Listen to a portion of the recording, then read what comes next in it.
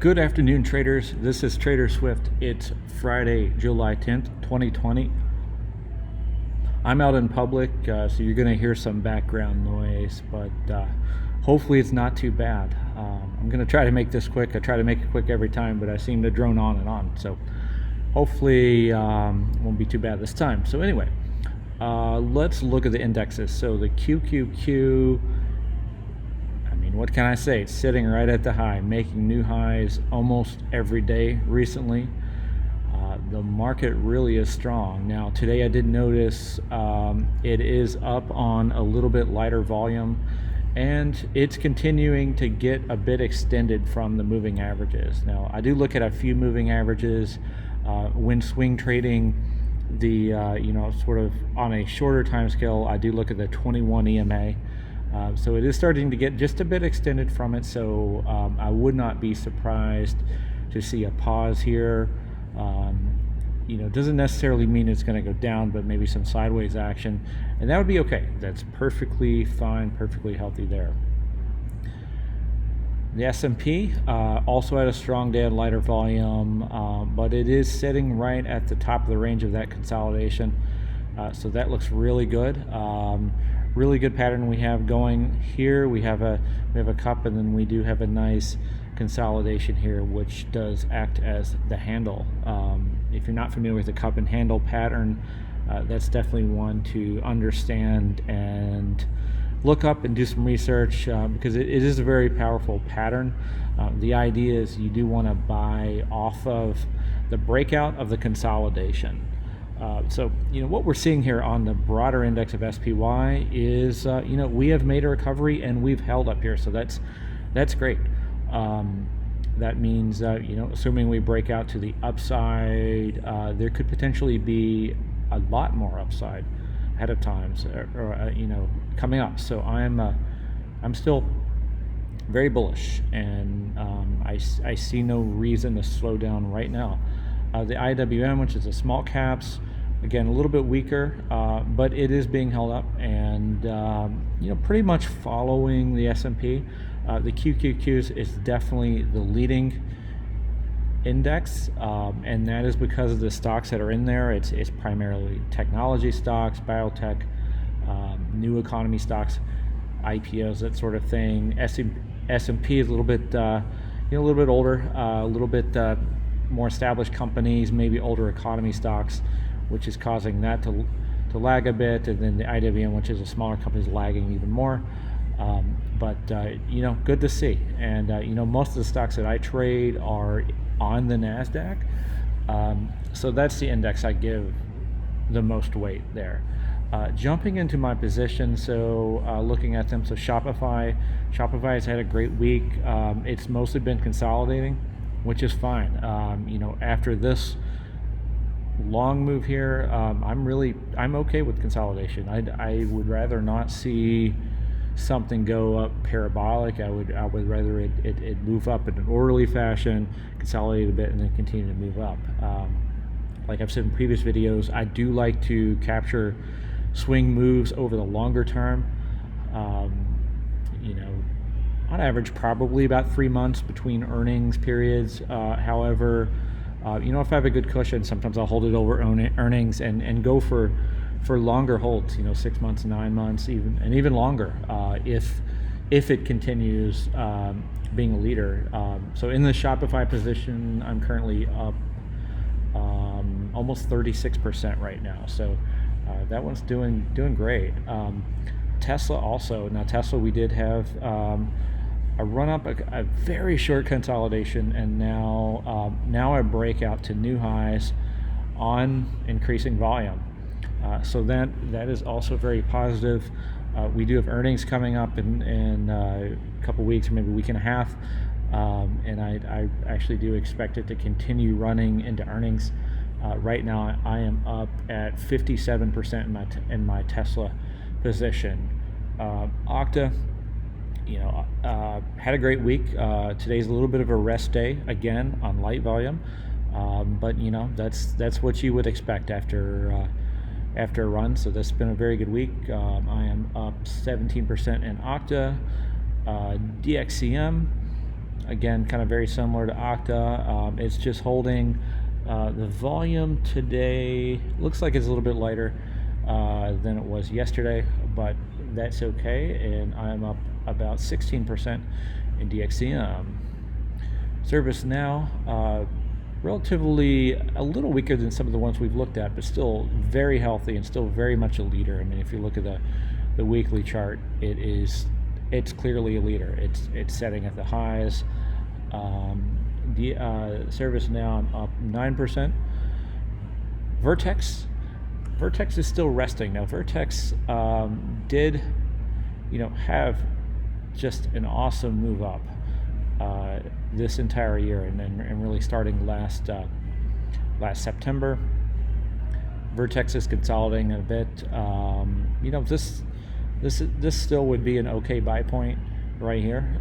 Just kind of considering, I would look for any breakout above this swing point, maybe a potential place to enter, or a bounce off of the 21-day. I've been in Dexcom for a while. I'm up a little bit over 15% right now. Dexcom is one of those that I did buy earlier in the year, and I did ride it up a while, took profits, and then later decided to get back into it. So if I'd held the whole way, I probably would have been up much more than that, probably around the 50-60% in that. But anyway, I'm not complaining. NVIDIA, I do have a couple different positions in a couple different accounts. And the account I have up in front of me, I'm up 20%. I have some longer term accounts where I'm up much greater, where I did get in down here, really right as we were starting to see follow throughs. I started to sense some kind of bottoming. But semiconductors have been very strong this week. I know AMD finally is caught up. Now NVIDIA has been relatively. Is this thing still recording? Am I still? I bet. Oh yeah. Sorry, I thought I wasn't recording. That would have been a big waste of time. Anyway. What was I saying? AMD has finally. Let me just switch over to that. We did see this breakout yesterday of AMD, but it is still in the range. Now that breakout on the high volume tells me that if semiconductors continue to act well and AMD clears this 58 range, that could be something to be in. It has had a nice consolidation on the weekly, but I do consider NVIDIA to be the leader. I mean, if you just compare the weekly charts here of NVIDIA and of AMD, NVIDIA has been moving while AMD hasn't. So I would just keep that in mind. But anyway, you're not going to go wrong with these, but I choose to, or I like to be in the ones that are moving faster. Amazon, I do have from down here. Not quite sure of the percentage. That's in another account, but it's getting up there. Let's see if I can do. Maybe this will tell me. 57% there. So I do have that in a couple different accounts, mainly long-term accounts. So I'm good on Amazon in the long term, but we continue to get extended, and when the market is starting to top out, I am going to be trimming a lot of these, but I'm trading off the philosophy, just let my winners run, and it's easy. I don't have to monitor these positions in every tick. I've been doing a lot of day trading recently, just trying to learn the craft and trying to develop my own style there. So once I do have a large cushion on a lot of these swing positions, and I know I'm in the leadership, I don't really have to worry about it. This morning I hit my goal day trading, and I've been enjoying myself this afternoon. So anyway, next, Apple. I've been in this one forever. And that is in my longer term account. So I'm in about 42, 43%, something like that. So that's awesome.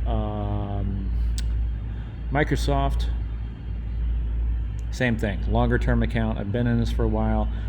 Looks very strong. I mean, like all these stocks and like the indexes, it is down slightly today on weaker volume. I consider a day like today a rest day, perfectly healthy. No reason to be concerned whatsoever. And a pullback to the 21 EMA would be healthy. I'm fine with that. I'm up about 42, 43% in Microsoft. Now, last time I did talk about space, which was a position that I had that was, just more speculative and fun. I'd been in it for a while during this long consolidation. What was funny? I sold it. I sold it on Wednesday. We had a slight up day. The volume was a little higher, but the price action was not that much higher. And I'm just seeing so many other opportunities out there. I wanted to put my money to work in other places, so I did sell out of that. Well, funny enough, yesterday was the 15, almost 16% day, the day after I sell it. So, it happens to everyone. It's fine. I'm not worried about it. I didn't buy it today. I'm not going to chase it. If we do have a market pullback, if the broader market pulls back and it does pull back and test some of these levels, maybe the 1776 level or more importantly, one of the moving averages, that would be great. This moving average, I did notice, just crossed, which could attract some buyers. But, I'm going to be watching it, but, I'm not in it. And I missed, and I don't have FOMO because, hey, I'm a Tesla. All the FOMO buyers are buying that, so let's just keep that running. I did take a few new positions. I did buy Zillow, and this is when I like to buy. It is consolidating. This looks healthy. It is in a little bit different industry. I mostly trade high tech, cloud tech, security, biotech, etc. And I do like to diversify a bit. We do have a very nice consolidation. I thought we were going to start to get a breakout, so I did buy it, maybe a little bit early, but I'm going to stick with it. I am down about 3% right now, but no big deal. I'm actually only in it in a I think a 1/4 position, so not very big. My plan was to add after the breakout confirms. Now we did get a number of people on that breakout, but it quickly failed, but has pulled back on lighter volume. So again, this is healthy, and I'm going to stick with it for a while. Particularly, I'm going to be watching if it does come back and test these moving averages, how does it act? But anyway, like all of these, I do like to give them a little bit of room to begin with. I don't keep 2% stops. I don't have 3% stops. I do have wider stops, at minimum 8% to get started for these longer term positions. Now for a day trade, obviously not, but these longer positions, and that type of stop isn't a big deal if your position is small. Not going to hurt that much. So.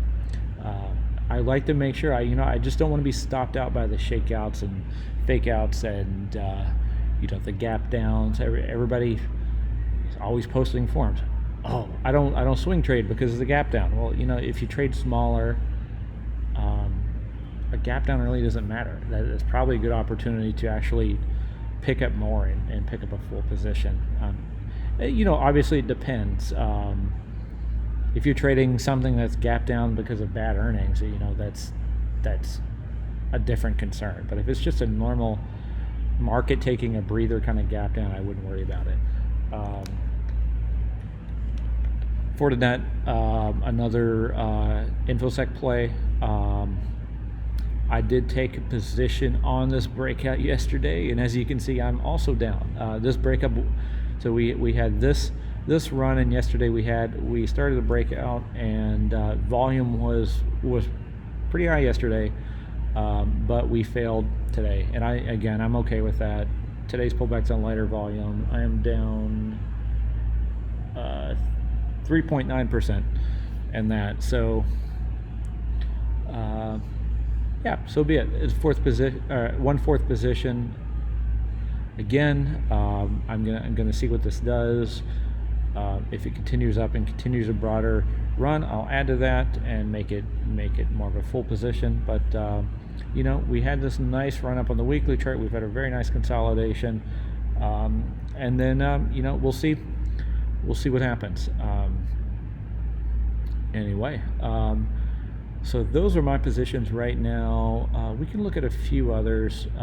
Looks like Netflix had a big day breakout on increasing volume. So that's just that's weekly, but I know that happened today.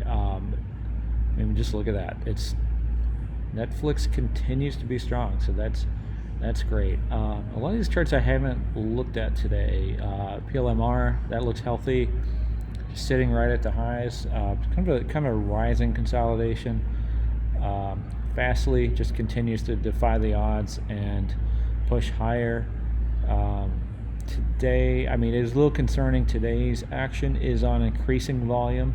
It looks like it did find support, but wouldn't surprise me to see it come down a bit more.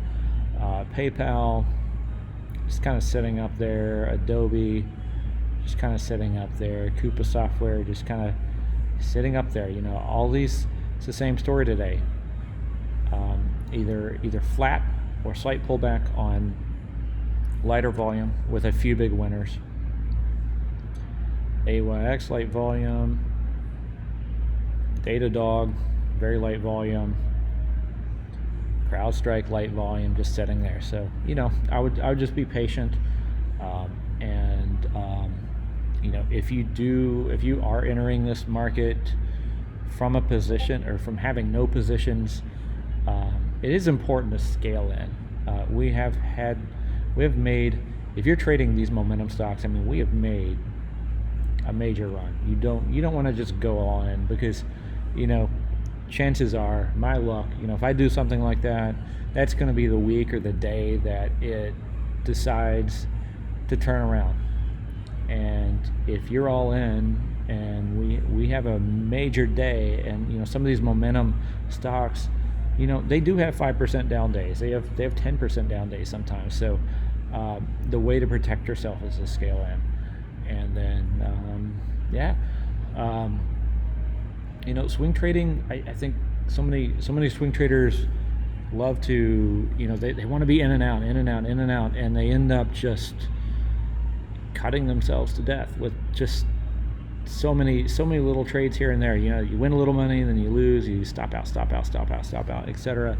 Your stops are too tight, your profit targets are too short, and you're just not patient. So again, I like to keep showing these sorry, I'm getting dinged on Slack. I like to start showing these stocks I've talked about in the past. Like in August, I talked about this set, and a lot of those are still leaders now, or some of them are definitely leaders, especially like Shopify. Since I mentioned these, we've been through a short correction in the September-October timeframe of last year, and then the major COVID correction. But as you can see, just if you're in the leadership, you'd still be up 47% in these if you're in the right stocks. Now, if you're holding the wrong stocks, obviously you're not going to be doing well. And could you have managed this and done better? Yeah, absolutely. Some of these I would not be holding now. Roku, for example, is one of them. Smartsheet is one of them. Those are leaders from last year that just haven't shown as much leadership this year. So you constantly want to be trimming and adjusting, but you know, if you just have a little patience, you can really start to grow your account. Now, these are some stocks I mentioned May 27th, so that hasn't been very long. This sample portfolio is up 19.5%. Now, with this one, for example, there was no trimming. Kala, I was in that. I made good money in that, but I've since trimmed that, and I'm not trading it because it's not acting right. And then also, these buy prices I have, they weren't even good buy prices. They were just the close price of the day I made the video. If you had a little patience and bought right, chances are you'd be up 30-40% right now. Maybe more, just depending on how you chose to allocate it. But anyway, there is power in being patient. There's power in picking the right stocks, and just not overdoing it. If you're swing trading, you should be just trading, maybe once or twice a day, or better yet, once or twice a week. And then, the rest of it is just monitoring it, understanding what's happening in the market, and just letting your prices run, and let let the money come into your account and enjoy it.